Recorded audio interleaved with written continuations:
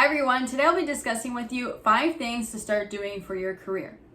So these are some of the things I've been doing over the last 10 years and some as of recent, the last 6 months. So number 1 would be to practice public speaking. Whether you're with your peers practicing a sales presentation or doing videos like this, or even participating in public speaking clubs such as Toastmasters, it's always good to get continuous feedback on your public speaking.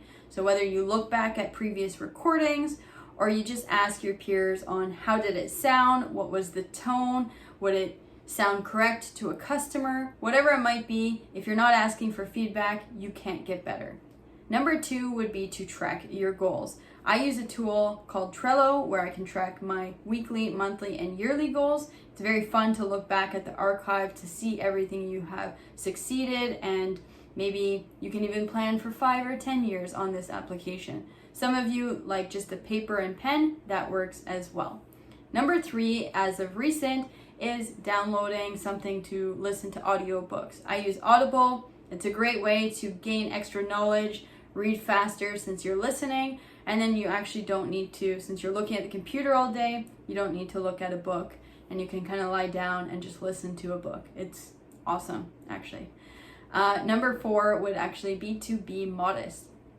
So I worked at the beginning of my career with a lot of experts. They really knew what they were doing, but one thing that they all had in common was modesty. I remember how attractive it was to look at someone to be like, wow, they really know their stuff, but they're only as good as their last sale or their last business meeting.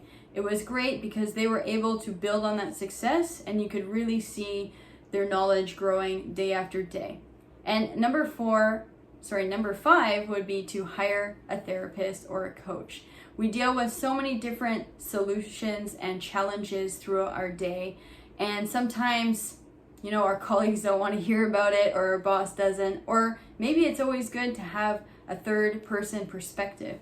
So I've been seeing a therapist for about 3 years, and it's always great to bounce ideas off her and hear what her perspective is on maybe the business challenge. So those are my 5 things that I would consider doing for your career. And if you have any, feel free to comment below. I've also written a blog post that I will leave down at the bottom. Feel free to click in and read more that I wrote on these topics. Thank you and have a great day.